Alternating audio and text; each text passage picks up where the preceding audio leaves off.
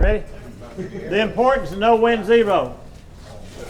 Now, I think it's important that you have a no win zero if you're just shooting as an individual, but man, it is super important if you're shooting on a team. And the way we're going to do the team is we're going to pick 4 individuals, and it's going to be a hard thing to do, but you just have to pick who you think can win. That's what I'm after, is to win.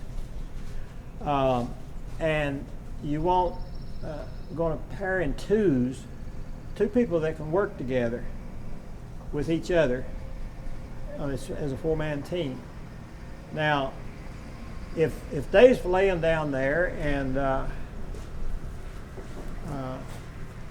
let's say Mike's laying next there to him and they're shooting together, and Mike say, how much wind you got on?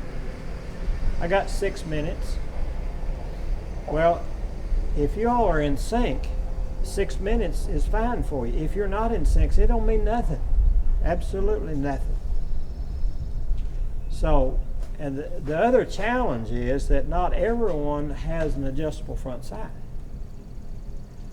So you got to do a little calculating, but still you got to stay together.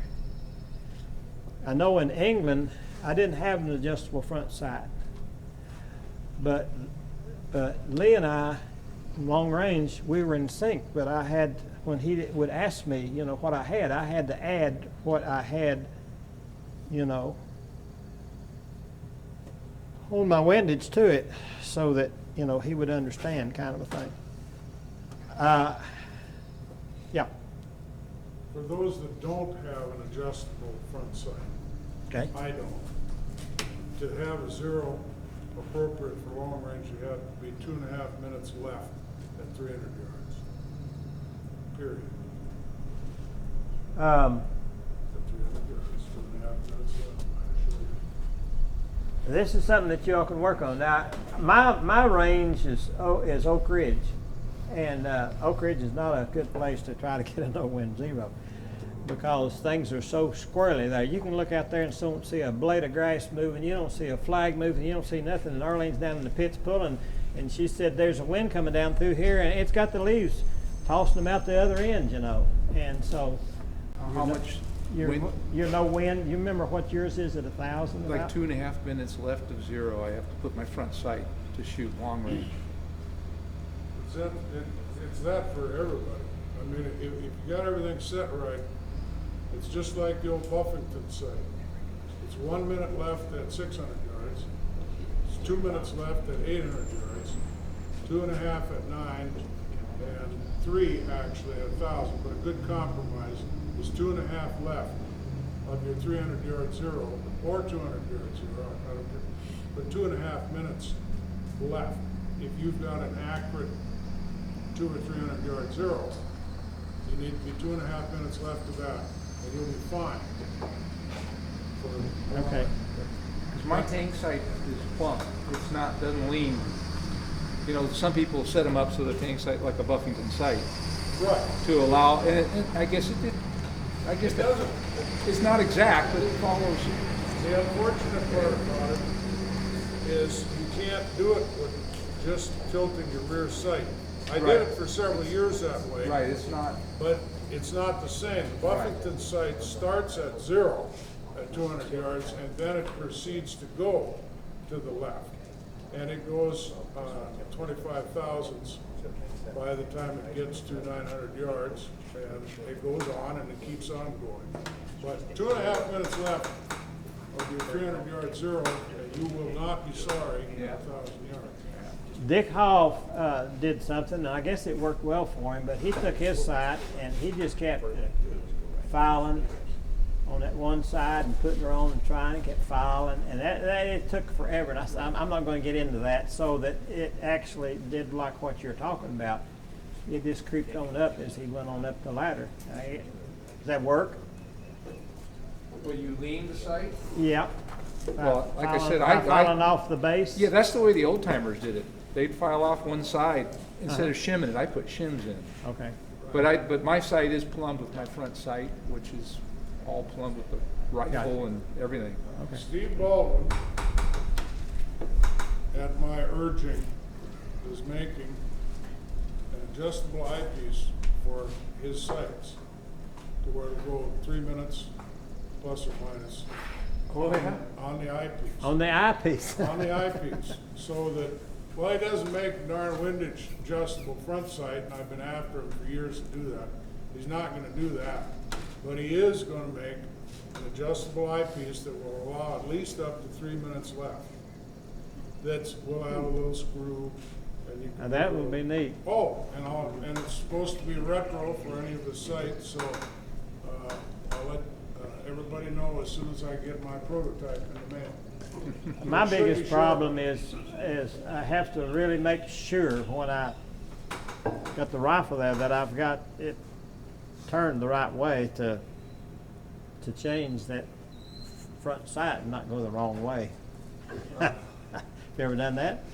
Yeah, of course. Okay. All righty. Now, another real important thing I think, and a lot of you can help with is, and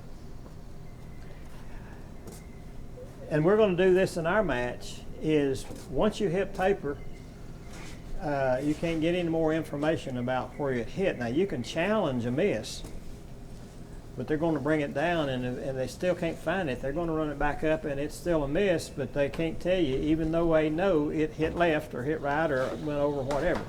So there'll be no more information as to where it hit. So, you're in a world championship. What do you do if you can't hit paper to start with? Well, let me back up just a little bit. It would be real important if everyone could be able to understand and read the conditions enough to where you can be on good with your first shot or two and not waste, like at long range you get 5. That's wasting time. But if you can get on with one shot or the second shot, that's what you want to strive for. It saves you a lot of time instead of finally on the 5th sighter I'm somewhere close to being right and you have to go for record. But what if you can't?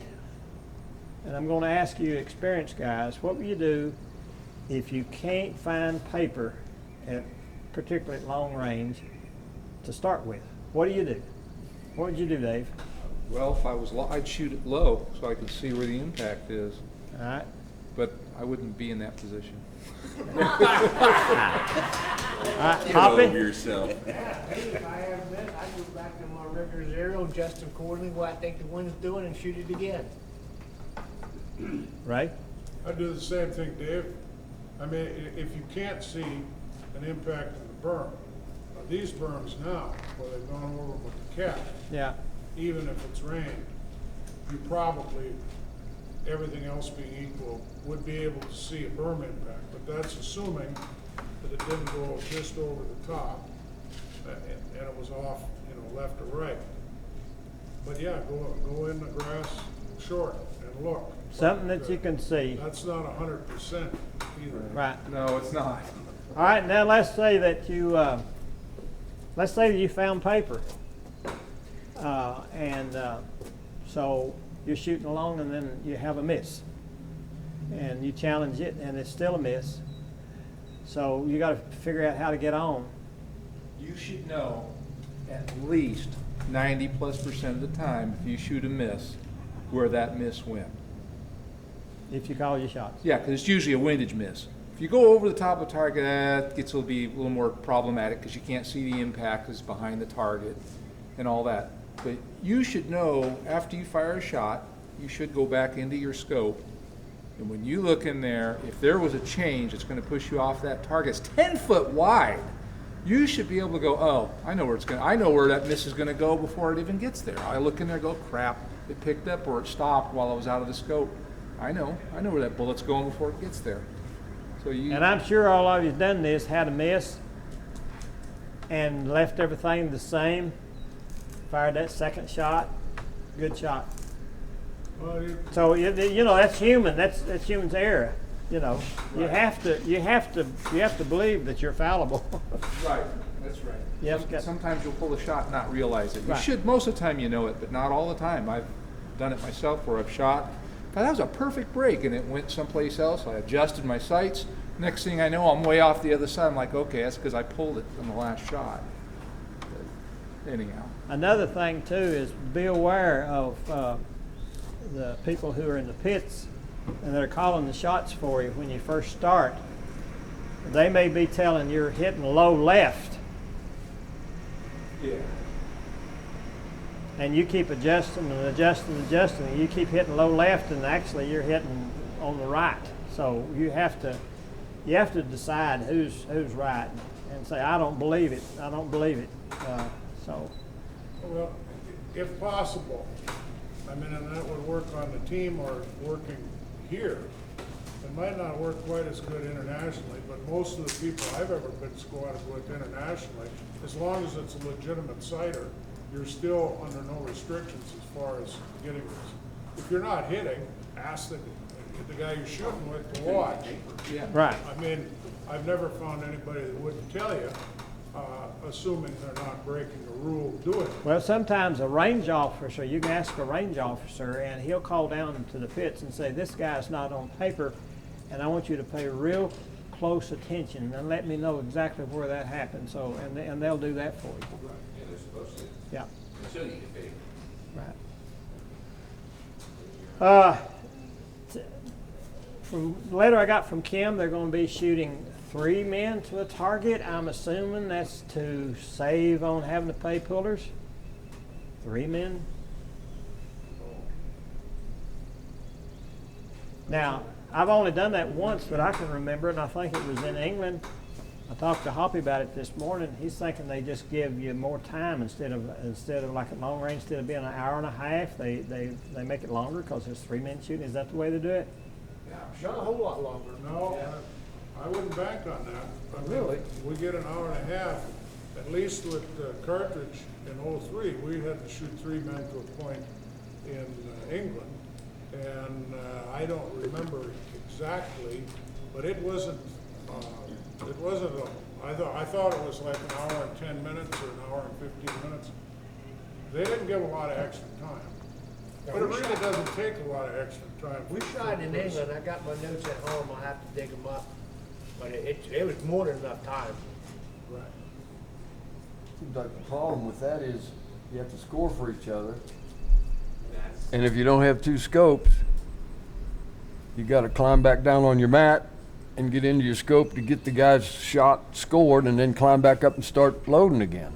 And remember where you were in the loading process.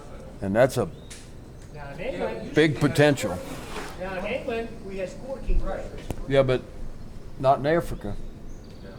Long range in Africa, we scored for the guys we were shooting with. We didn't have scorekeepers. I forget, the first guy scored for the second guy, and the second guy scored for the third. Right, in a rotation. But does everybody have 2 scopes? Because everybody needs to have 2 scopes. Carry it on, carry it. That's another question for Ken, if they don't have scorekeepers. One thing, just a bit of information, we got an email from the Spanish people, which we really enjoyed them coming the first time. They're bringing 7, so that's going to be nice. I think you're going to find, as far as competition is concerned, you're going to find the New Zealanders going to be tough. Yeah. Oh, yeah. What? But the New Zealanders, Yeah. New Zealand. because they've never been able to bring many whenever they've come, and this time they can bring the whole bunch. And I'm saying they're getting good. What European countries are coming? You know, I don't know. I'm going to ask him. I thought about emailing him and asking him, but with all the questions he's getting from, I know everywhere, I thought I'll just wait till friendship and find out. I've heard, I don't know, that France is not coming, England's not coming, Germany's not coming, Norway's not. Norway's not coming, Netherlands not coming. All